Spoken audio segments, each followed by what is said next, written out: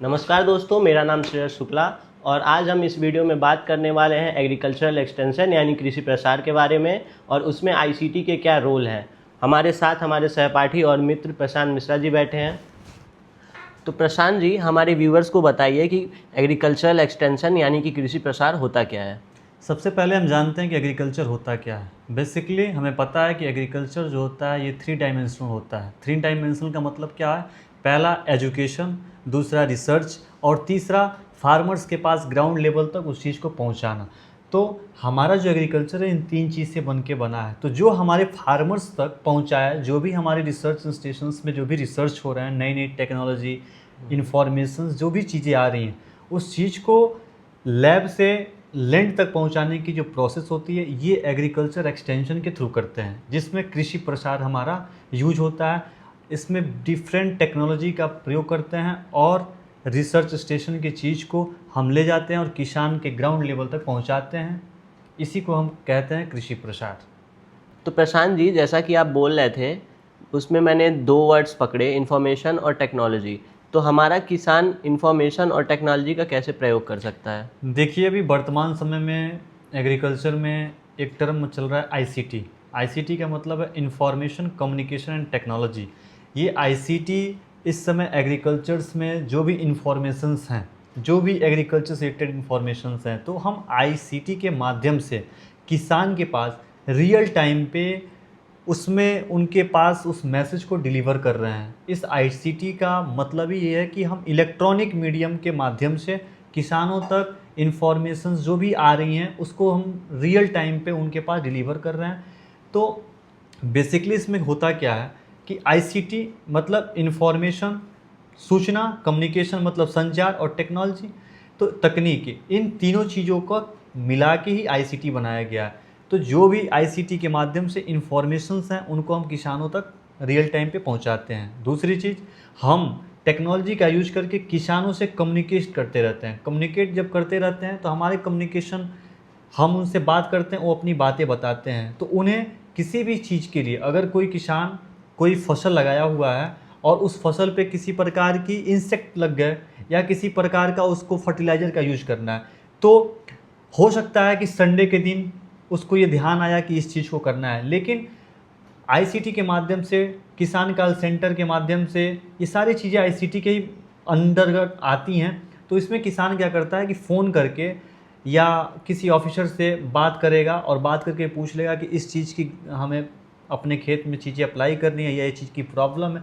तो क्या हुआ कि जिस समय उसको उस चीज़ की आवश्यकता थी उस समय उसको उस सिस्टम से उसको सहायता मिल जाती है और उसके माध्यम से वो अपने प्रैक्टिसेस को करता है, जिससे उसकी समय बचती है, उसकी नुकसान बचती है और समय रहते ही जो भी समस्या होती है उसका वो समाधान कर लेता है। तो इस वर्तमान समय में आईसीटी का बहुत बड़ा रोल है सूचना का रिसर्च स्टेशन से किसान के ग्राउंड लेवल तक पहुंचाने में। आईसीटी में मोबाइल, इंटरनेट, टीवी, जितनी भी चीज़ें, रेडियो, इन सारी चीज़ों का यूज जो है, ये सारी चीज़ें, हमारे मैसेज, ये सब ईमेल, ये सारी आईसीटी के अंतर्गत आती हैं।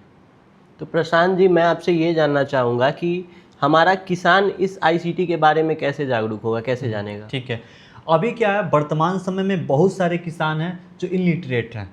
अभी उनके पास, हर मोस्टली किसान के पास अभी मोबाइल नहीं है। तो जो एक्टिव किसान हैं, जो थोड़ा सा पढ़े लिखे हैं, जो थोड़ा समय के हिसाब से अपने आप को चेंज कर रहे हैं, उनके पास मोबाइल, स्मार्टफोन है, इंटरनेट है, तो उनको ये सूचना मिलती रहती है। और हमारा जो कृषि विभाग होती है, हर ब्लॉक में, हर डिस्ट्रिक्ट के हर ब्लॉक में कृषि निदेशक कार्यालय ऑफिस होता है, वहाँ से सूचना मिलती रहती हैं। बाकी अगर कोई भी सूचना है, जैसे अभी क्या है, बरसात का मौसम चल रहा है या फसल जब पक के तैयार होता है, तो उस समय आईसीटी के ही थ्रू मैसेज मौसम विभाग से आता है कि अभी 3 घंटे के बाद या इतने तारीख से इतने तारीख के बीच में मौसम इस तरह से रहेगा, बारिश होने की संभावना है, तेज़ आंधी चलने की संभावना है। तो क्या होता है, ये एक आईसीटी है जिसके माध्यम से किसानों के पास पहले ही पता चल जाता है और किसान उस हिसाब से अपनी व्यवस्थाएं करके रखता है कि अपने फसल का वो जो भी नुकसान हो उसको बचा के रखे, कि उस चीज़ से, उस संकट से अपने आप को बचा पाए। तो अभी धीरे धीरे किसान इसके बारे में जान रहे हैं। लेकिन हाँ, ये है जो एकदम ग्रामीण क्षेत्र में हैं, जो किसान पढ़े लिखे नहीं हैं, जिनके पास स्मार्टफोन नहीं है, टेक्नोलॉजी नहीं है, वो यूज नहीं कर पाते हैं, तो उनके जो बच्चे हैं वो बच्चों को सूचना मिलती है, फिर वो उनको बताते हैं। तो प्रशांत जी, जैसा कि आप अभी बोल रहे थे कि किसान के बच्चों को इन्फॉर्मेशन मिलती है मोबाइल के थ्रू गवर्नमेंट स्कीम्स के बारे में, जो हमारे किसान नहीं जानते हैं, उनके बच्चे उन्हें बताते हैं। तो मैं ये जानना चाहता हूँ कि उनके बच्चे क्यों नहीं एग्रीकल्चरल प्रैक्टिसेस में आ रहे हैं? वो क्यों अपना गांव, अपनी ज़मीन, मतलब अपनी खेती बाड़ी छोड़ के शहर में जाके 10-15 हज़ार की कॉरपोरेट जॉब कर रहे हैं, प्राइवेट कंपनी में काम कर रहे हैं, क्यों? जी, अभी वर्तमान समय में दरअसल हम लोग रहने वाले हैं पूर्वांचल के, और आप और हम दोनों लोग ही कृषि के छात्र हैं। हम लोग कृषि से ही बिलोंग करते हैं। तो अपने पूर्वांचल में एक लोगों के मन में माइंडसेट अवधारणा बन गई है कि अगर किसी का बच्चा, अगर कोई यूथ एग्रीकल्चर में आके खेती करना चाहता है, अगर खेती कर रहा है, तो उसको ये समाज एक दूसरे नज़रिया से देखती है। वो इसको ये लगता है कि शहर में जाके बीएससी किया, एमएससी किया, पीएचडी किया, उसके बाद गांव में आके वही खेती कर रहा है जिस खेती को हम करते हैं। तो उसके वजह से जो आज के यूथ हैं वो एग्रीकल्चर में नहीं जाना चाहते हैं। लेकिन उसके लिए जो गवर्नमेंट है, हमारे एग्रीकल्चर जो डिपार्टमेंट्स हैं, यूनिवर्सिटीज़ हैं, रिसर्च इंस्टीट्यूट्स हैं, ये लगातार डिफरेंट टाइप्स के स्कीम्स लॉन्च कर रहे हैं। युवाओं को, जो भी नए यूथ हैं, उनको ट्रेनिंग दे रहे हैं, उनको स्किल प्रोवाइड किया जा रहा है कि यूथ हमारे एग्रीकल्चर में अधिक से अधिक पार्टिसिपेट करें। केवल हमारे पूर्वांचल में क्या है, लोग धान, गेहूँ, मक्का यही केवल लगाते हैं पीढ़ी दर पीढ़ी समय से, जैसे हमारे पुराने समय से चलते आ रहा है खेती की पद्धति, वही खेती की पद्धति चल रही है। लेकिन आज के वर्तमान समय में धान, गेहूँ, मक्का के अलावा और भी बहुत सारे चीज़ें हैं, क्योंकि धान, गेहूँ, मक्का में आपको बहुत ज़्यादा प्रॉफिट नहीं मिलता, जिसकी वजह से आमतौर से छोटे किसान जो हैं परेशान रहते हैं। तो छोटे जगह में भी आज के यूथ अगर चाहें तो मछली पालन कर सकते हैं, डेयरी फार्म कर सकते हैं, मशरूम का प्रोडक्शन कर सकते हैं, मधुमक्खी पालन कर सकते हैं। विभिन्न प्रकार की योजनाएं हैं जिसको गवर्नमेंट्स स्कीम प्रोवाइड कर रही है। सेंट्रल गवर्नमेंट, स्टेट गवर्नमेंट दोनों सब्सिडी प्रोवाइड कर रही है कि आप उस सब्सिडी का लाभ लें। ट्रेनिंग प्रोवाइड कर रही है, ट्रेनिंग लें और अपने एक छोटे से किसी भी एक मतलब अपने रोज़गार को स्टार्ट करें, किसी के क्षेत्र में अपना कुछ उद्योग करें और उससे आप लाभ कमाएं। तो गवर्नमेंट तो चाहती है करना, गवर्नमेंट का है, गवर्नमेंट स्कीम ला रही है कि लोग हमारे साथ जुड़ें, यूथ हमारे काम करें। लेकिन अभी लोगों के मन में ये अवधारणा बनी हुई है। तो समाज से पहले, समाज के लोगों से यहाँ से मैं बैठे ये अपील करना चाहता हूँ कि लोगों के जो मन में एक अवधारणा बनी हुई है कि अगर कोई लड़का यूथ आके अगर गांव में खेती कर रहा है, कुछ इस तरह की मछली पालन, गौशाला या मशरूम उत्पादन का काम कर रहा है, तो आप उसको उस नज़र से मत देखिए कि उसने पढ़ा नहीं है। ऐसा नहीं है, पढ़ाई करने के साथ साथ अगर कोई आज का यूथ अगर कृषि की पढ़ाई करने के बाद अपने ग्रामीण क्षेत्र में जाके ज़मीनी स्तर पर अगर इस प्रकार ये चीज़ें करेगा तो ये बिल्कुल होगा कि वो बहुत आगे जाएगा और देश को आगे बढ़ाएगा। तो इसलिए यूथ का एग्रीकल्चर में पार्टिसिपेट करना बहुत ज़रूरी है। अभी देखिए वर्तमान समय में ऑर्गेनिक फार्मिंग के लिए गवर्नमेंट लोगों को प्रमोट कर रही है, किसान को प्रमोट कर रही है, लेकिन पुराने किसान ऑर्गेनिक फार्मिंग नहीं कर सकते हैं क्योंकि उन्हें नहीं पता है कि ऑर्गेनिक फार्मिंग कैसे करना है।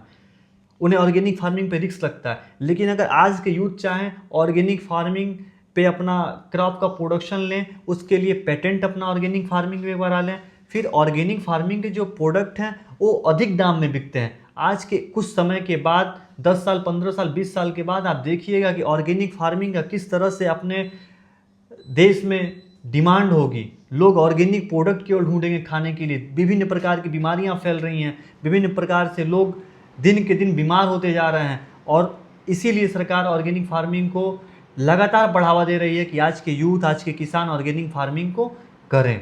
इसलिए अपने पूर्वांचल में चाहे और भी अन्य क्षेत्रों में, हम लोग बेसिकली पूर्वांचल के हैं तो पूर्वांचल की बात कर रहे हैं, इसलिए अपने पूर्वांचल में यूथ का एग्रीकल्चर से दूरियां बनती जा रही हैं। तो अगर समाज अपना थोड़ा अवधारणा बदल लेगा तो हमारे यूथ हो सके कि अधिक से अधिक बढ़ चढ़कर अपने एग्रीकल्चर में हिस्सा लें और खुद का विकास करें, अपने देश का विकास करें। तो प्रशांत जी, आपने जैसा कहा कि समाज के कुछ लोगों के मन में ये अवधारणा बनी हुई है और हमारे यूथ में भी ये अवधारणा है। इनफैक्ट हम बीएससी कर चुके हैं, एमएससी कर रहे हैं, कंप्लीट होने वाला है। तो हमें भी अगर कहा जाए कि आप अब अपने गांव जाके अपने खेत को देखिए, खेती बाड़ी करिए, तो हमें भी कुछ देर के लिए सोचना पड़ेगा कि क्या हम इतना पढ़ के फिर जाएं फार्मिंग करने। तो इस पे आप क्या कहना चाहेंगे? देखिए, सबसे बड़ी चीज़ तो ये है ना कि जो आज के यूथ हैं, ये समाज को देखते हुए इनके भी अंदर एक बदलाव की जैसी है। जैसे अगर कोई एक विद्यार्थी है, जैसे हम हैं, आप हैं, हम आप ही बात करें कि बीएससी किए 4 साल, एमएससी किए 2 साल, फिर पीएचडी किए 3 साल, तो हमारे भी मन में ये है, परिवार के मन में भी एक है, क्योंकि हमें जाके गांव में खेती करना बहुत बड़ा टास्क नहीं है। खेती तो हम आसानी से कर सकते हैं, लेकिन उस खेती करने के पॉइंट तक पहुंचने में क्या है कि एक हमारे पास सोशल प्रेशर है, उसके ऊपर से पारिवारिक प्रेशर, रिश्तेदार की प्रेशर है। इन सारी चीज़ों को देखने के बाद एक युवा नहीं तय कर पाता है कि हम इतनी पढ़ाई करने के बाद जाके खेती करें। उसका परिवार एक्सेप्ट नहीं करेगा, उसका समाज एक्सेप्ट नहीं करेगा। खेती करना कोई बुराई की चीज़ थोड़ी ना है। खेती तो हम बहुत टेक्नोलॉजी का यूज करके हम अच्छी अच्छी फार्म को ग्रो कर सकते हैं। एक एक बड़े बड़े फार्म लोग चला के आज लोग मशरूम ग्रोवर कर रहे हैं। एक हमने पढ़ा था अभी कुछ दिन पहले कि एक कोई स्टूडेंट था, उसने 10,000 रुपये से अपना स्टार्ट किया था मशरूम के लिए, और उसका 2 साल में आज उसकी इनकम 14-15 लाख रुपए एनुअल है।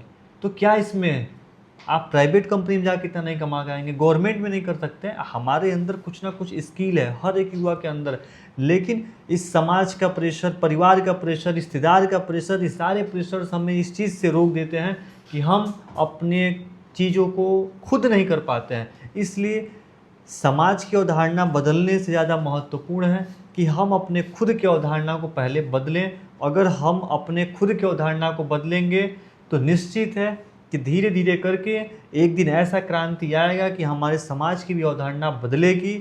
और सारे युवा से ये अपील नहीं है कि आप खेती ही कीजिए। जो युवा पढ़ के कहीं उनको नौकरी मिल जाती है, समय से अगर वो जॉब पा जाते हैं तो अपनी नौकरी करें, रिसर्च करें, क्योंकि वहाँ भी वर्क है। लेकिन जो लोग नहीं हो पा रहे हैं तो प्राइवेट सेक्टर में जाके 10,000 12,000 कमाने से अच्छा है कि वो एग्रीकल्चर में जाके अपना कृषि कार्य करें और राष्ट्र का विकास करें, स्वयं का विकास करें। तो ये महत्वपूर्ण है। तो समाज की जो है भावना, उनके मन में जो बना हुआ है, वो धारणा को बदलने से अच्छा है कि पहले हम खुद की बदलें। अगर हम खुद की बदलेंगे तो डेफिनेटली समाज की भी अवधारणा एक ना एक दिन बदल जाएगी। तो प्रशांत जी, आखिरी क्वेश्चन मेरा आपसे ये रहेगा कि जब मैं अपने गांव में जाता हूं तो मैं देखता हूं कि महिलाएं भी पुरुष से कहीं ज़्यादा काम कर रही हैं कृषि के क्षेत्र में, लेकिन पुरुष के जितना हक उन्हें नहीं मिल पाता है। तो हम कैसे उन्हें उनका हक दिला सकते हैं? देखिए, तो ये बहुत बड़ा विषय है कि समाज में महिलाओं को जो काम कर रही हैं उनको उन स्तर का, उनके काम के बदले उनका एक कहा जाए कि नाम उनका नहीं होता है कि ये काम कर रही हैं, तो इसका एक मिलता नहीं है उनको। इसका मेन मोटो और मेन पर्पज़ समस्या का ये है कि अपने वहाँ महिलाएं कृषि में सबसे अधिक सहभागिता है। ये आम तौर पे हम देखते हैं अपने ग्रामीण जो भी हमारे गांव हैं कि वहाँ महिलाएं सबसे अधिक ग्रामीण क्षेत्र में काम करती हैं, क्योंकि महिलाएं घर की काम करने से लेके, खाना बनाने से लेके, परिवार को संभालने से लेके, बल्कि घर पे पशु जो हमने रखा है उस पशु को खिलाने, दूध निकालने के साथ साथ खेत में जाके फसल की रोपाई करना, फसल की निराई गुड़ाई करना, साथ ही साथ फसल की कटाई करना, इन सारी क्रियाओं में महिलाओं की सबसे अधिक भूमिका रहती है। लेकिन इस भूमिका के बाद महिलाओं की सबसे बड़ी दिक्कत यह है इस समाज में कि महिलाओं को इस चीज़ का अवसर नहीं मिला कि वो किसी प्रकार की निर्णय ले सकें। जैसे कि अगर खेत में किसी किसान को गेहूं लगाना है या आलू लगाना है, तो किस वैरायटी का चयन करना है ये पुरुष बताएगा, कहाँ से बीज लाना है ये पुरुष बताएगा। भले महिला कितनी भी उसके पास नॉलेज हो, उसके बारे में अच्छा चीज़ जानती हो, लेकिन उससे कोई मतलब नहीं है। तो ये हमारे समाज में एक बना हुआ है कि जो भी डिसीजन लेना होगा वो पुरुष लेगा। धान, फसल, गेहूँ जो भी हमने किया उसका जब कटाई हो गया तो उस चीज़ को बेचने के लिए पुरुष लेके मार्केट जाएगा। तो खरीदने और बेचने इन दोनों जगहों पे पुरुष को ही रखा गया, पुरुष ही आगे रहता है और वही निर्णय लेता है कि कहाँ बेचना है, कैसे बेचना है।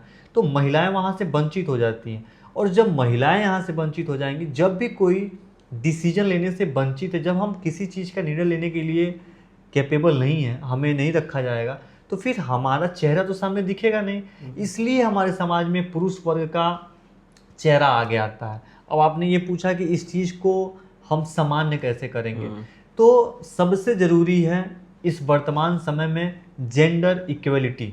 जेंडर इक्वलिटी के माध्यम से हम अपने समाज में पुरुष वर्ग हो या महिला वर्ग हो, उन दोनों को बराबर रिसोर्सेज देंगे, बराबर अपॉर्चुनिटीज़ देंगे, उनको बराबर रिस्पॉन्सिबिलिटीज़ देंगे, और उन दोनों को एक सामान्य प्लेटफॉर्म पर रखेंगे कि वो दोनों वर्ग, दोनों जेंडर, मेल हो या फीमेल हो, वो अपने स्किल्स को यूज करके इम्प्रूवमेंट करे, ग्रोथ करे, कुछ अच्छा करे।